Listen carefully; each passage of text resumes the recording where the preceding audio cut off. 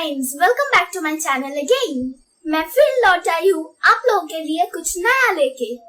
Friends, आज मैं आप लोगों को दिखाने वाली हूँ स्लाइम कैसे बनाते हैं सलाइन सॉल्यूशन से। ये स्लाइम बनाने का तरीका सबसे इजी और अवेलेबल है। और फ्रेंड्स, एक गुड न्यूज है, मैं इस वीडियो में एक क्वेश्चन करने वाली हूँ।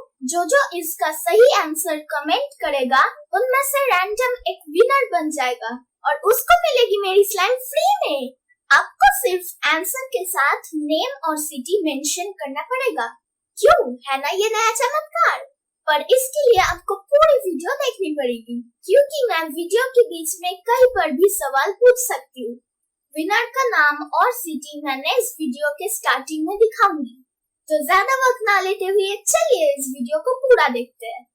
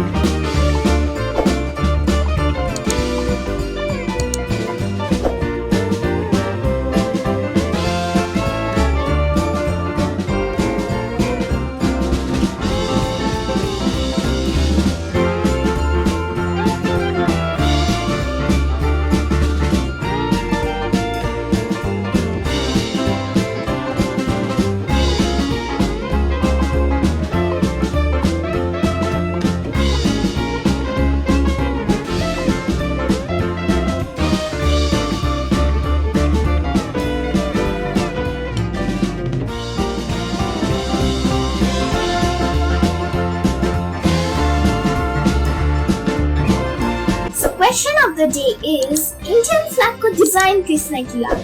Who designed our Indian flag?